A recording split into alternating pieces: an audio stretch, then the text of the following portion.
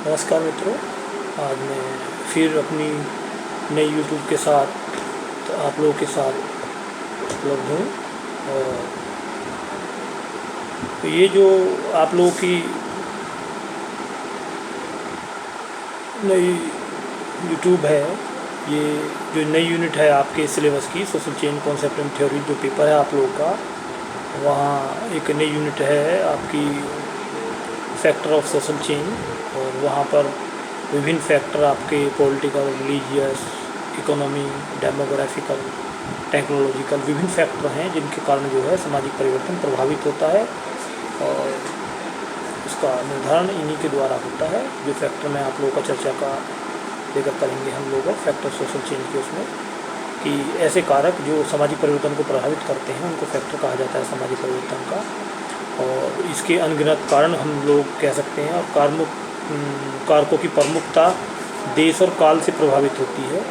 जिन कारकों से, क्योंकि देखिए मैंने जब आप लोगों का सोशल कॉन्सेप्ट को क्लियर किया था, मैंने बता दिया था कि यदि हम सामाजिक परिवर्तन को देखना चाहते हैं तो उसके लिए हमें स्थान और समय, उन दोनों के आधार पर हम सामाजिक परिवर्तन को निर्धारित कर सकते हैं।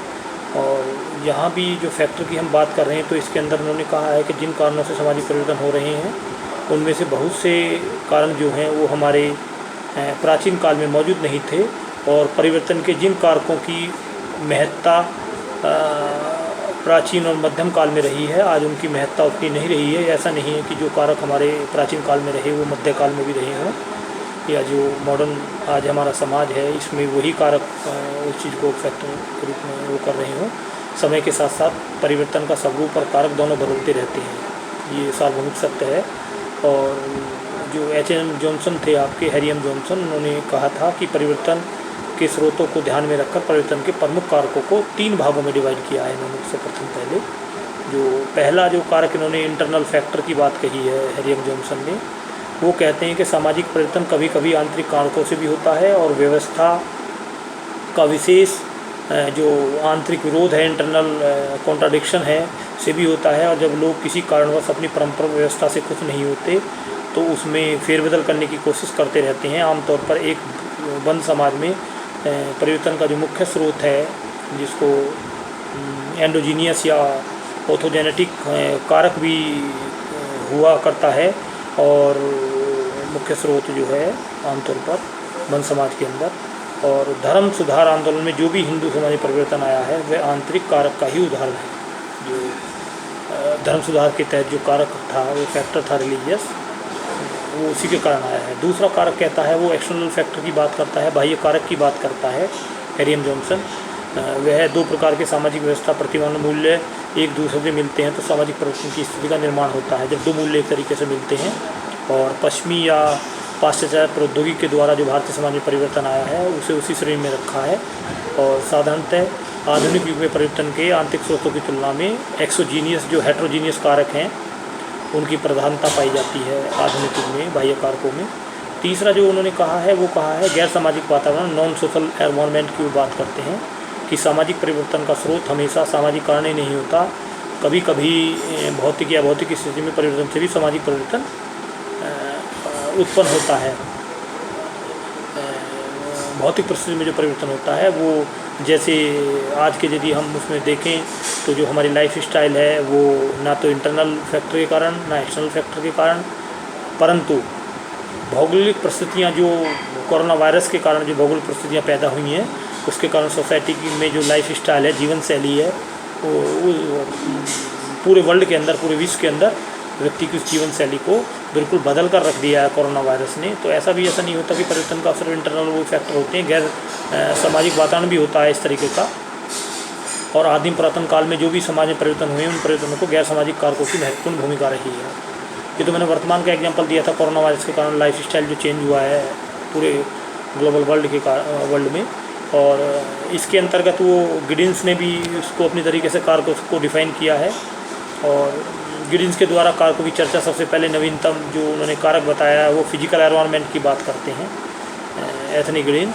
और समाज के प्रारंभिक विकास की अवस्था में भौतिक वातावरण का प्रभाव बहुत ही ज़्यादा रहा है। जैसे जैसे ऑस्ट्रेलिया में आदिम जातियों के लोगों को कंदमूल, फल आसानी से उपलब्ध नहीं था, इसलिए वहाँ के आदिवासियों को शिकारी बनना पड़ा।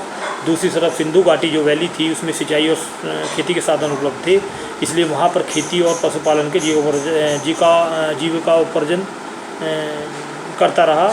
और आदिकाल में किसी समाज का शिकारी होना या किसी समाज का पशुपालन निर्भर करना इस बात पर निर्भर करता है कि वहाँ की जो भौतिक परिस्थिति किस प्रकार की थी। ये भी उन्होंने फैक्टर के रूप में यहाँ डिफाइन किया है किस प्रकार की थी। और विश्व की महान सभ्यताओं संस्कृतियों का नदी घाटियों में विकसित होना इस बात का प्रमाण है कि भौतिक सुख सुविधाओं को सामाजिक निर्माण और विकास में एक अहम भूमिका होती है।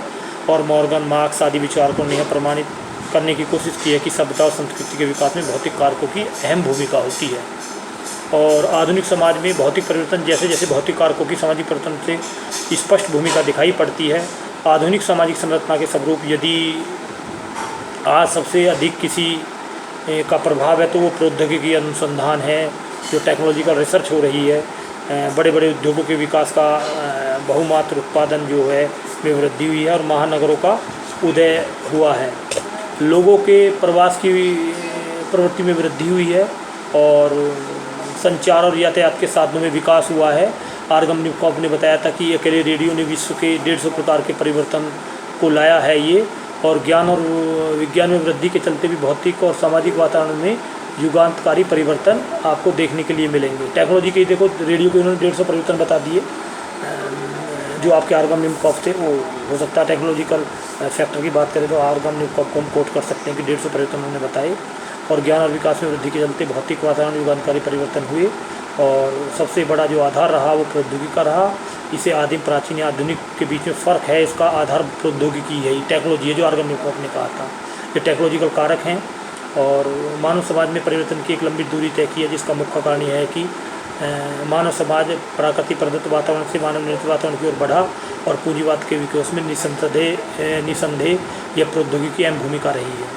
वह यातायात, जनसंचार के माध्यमों में क्रांतिकारी परिवर्तन से भी हमारे भौतिक वातावरण में काफ़ी बदलाव ला दिया है। इसका प्रमुख श्रेय हम निरंतर प्रौद्योगिकी पर टेक्नोलॉजिकल जो चेंज हो रहा है इससे इस समय दूरी और मानव ने अपना नियंत्रण बना लिया है। फलस्वरूप विभिन्न संस्कृतियों के बीच आदान प्रदान की प्रक्रिया बढ़ी है और प्रौद्योगिकी विकास ने समाज में औद्योगिक की प्रक्रिया को, जो इंडस्ट्रियलाइजेशन है, उसको बढ़ाया है और उत्पादन के साधनों में परिवर्तन आया है। और निरंतर औद्योगिक विकास से मानव के समान जो सुख सुविधाएँ भोगने की उनको विकल्प उन्होंने रखा है। जो टेक्नोलॉजी, मैं फैक्टर की बात कर रहा हूँ यहाँ पर, ये सारी चीज़ें। और सामाजिक गतिशीलता में मुख्य भूमिका प्रौद्योगिकी विकास ने निभाई है। आज पूरा विश्व एक गांव जैसा मालूम पड़ता है, जहां पर स्पेशलाइजेशन एवं डिवीजन ऑफ लेबर प्रक्रिया में जो म्यूचुअल डिपेंडेंसी या इंडिविजुअल में को बढ़ावा दिया है। और इससे आज लोगों के बीच जो सेकेंडरी रिलेशनशिप का विस्तार देखने को मिल सकता है। और जो सेकेंडरी यहाँ फैक्टर, अभी हम टेक्नोलॉजिकल फैक्टर की बात कर रहे थे आर्गम न्यूकॉम्प के अकॉर्डिंग, जो रेडियो को उन्होंने बताया था परिवर्तन के 150 परिवर्तन समाज में हुए हैं। हम दूसरा जो फैक्टर लेकर चल रहे हैं वो पॉलिटिकल फैक्टर है, राजनीतिक व्यवस्था है, जो एक फैक्टर के रूप में सामाजिक परिवर्तन में काम करती है। इसमें समय और परिस्थिति के परिवर्तन के साथ साथ राजनीतिक व्यवस्था में परिवर्तन आया है। राजनीतिक व्यवस्था तथा सामाजिक संरचना के बीच एक सीधा संबंध है। आदिम काल में जो था सामाजिक जीवन में राजनीति की जो भूमिका थी नगण्य थी। जैसे जैसे राजनीतिक संस्थाओं में परिवर्तन आया वैसे वैसे सामाजिक और आर्थिक संस्थाओं में परिवर्तन आता चला गया, जहाँ सरदार, मालिक, राजा और राज्य के विकास में समाज को सीधे ढंग से प्रभावित किया। चरवाहा युग में राज्य का विकास नहीं हुआ तो उस समय कबीलों का सरदार एक दूसरे समूह में आपस में लड़ते रहते थे और लड़ाई झगड़े कर हार जीत होती रहती थी। जैसे जैसे विजेता वर्ग शासन में रहता और हारता व्यक्ति दास की श्रेणी में होता, इस तरीके का युगांतकारी परिवर्तन उसमें हुए हैं। और सामंतवादी युग में या सामंतों का राज्य देखने को मिला, या परंपरागत संभ्रांत जो ट्रेडिशनल एलिट्स का प्रभाव समाज में गौण होने लगा और तानाशाही की प्रवृत्ति में कमी आई।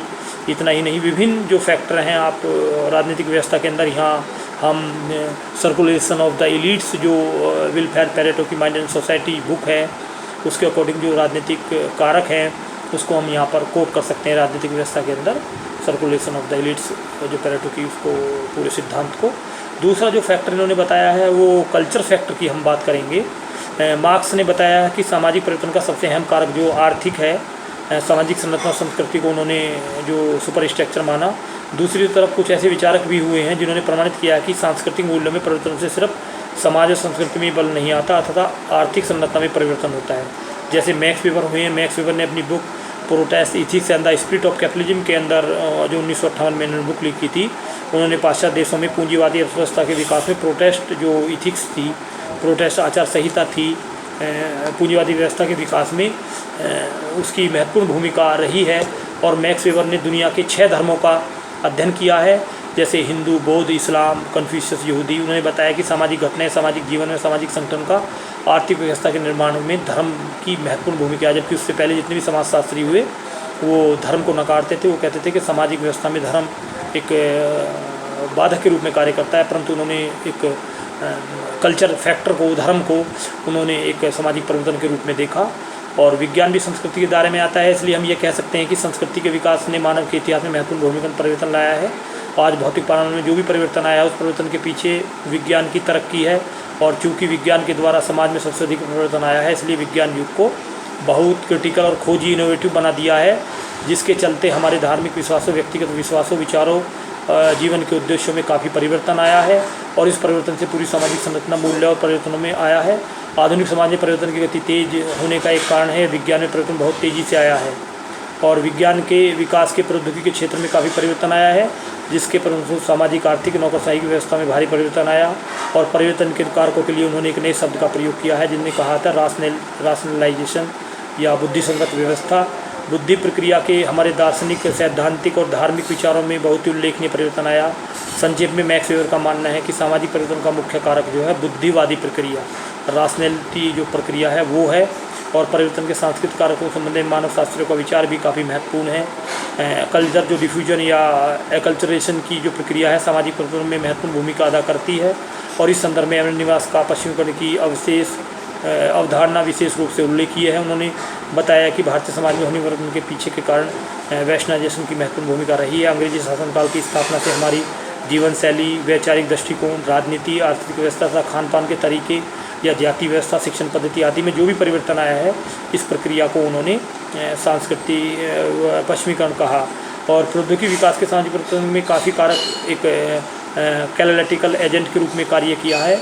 और यहाँ पर यदि हम डेमोग्राफिकल फैक्टर की यदि हम यहाँ पर बात करेंगे, तो यहाँ पर हम दुर्खाइम को काउंट कर सकते हैं। दुर्खाइम ने जैसे मैकेनिकल सोसाइटी को, जैसे ऑर्गेनिकल सोसाइटी में वो कहता है जैसे जैसे सोसाइटी के अंदर जनसंख्या बढ़ेगी और जनसंख्या का विस्तार होगा, घनत्व बढ़ेगा, वैसे वैसे समाज के अंदर परिवर्तन आएंगे। परिवर्तन के कारण डिवीजन ऑफ लेबर बढ़ेगा, डिवीजन ऑफ लेबर के कारण समाज के अंदर डिवीजन ऑफ लेबर का स्पेशलाइजेशन होगा। तो यहाँ पर हम दुर्खाइम के जो सिद्धांत उसको कोर्स कर सकते हैं एक फैक्टर के रूप में। तो यहाँ पर हम लोगों ने जो सामाजिक परिवर्तन के जो भी फैक्ट है, वो टेक्नोलॉजिकल हो, पॉलिटिकल हो, रिलीजियस हो या डेमोग्राफिकल हो, उनको सबको कोट किया है। और यहाँ से एक्शनल एग्ज़ाम के रूप में जो MA का एक्शनल एग्ज़ाम होगा, वहाँ से प्रश्न बनने की प्रबल संभावना रहती है। तो इसको आप लोग महत्वपूर्ण तरीके से और बहुत अच्छी तरीके से आप लोग इसको तैयार करें। धन्यवाद।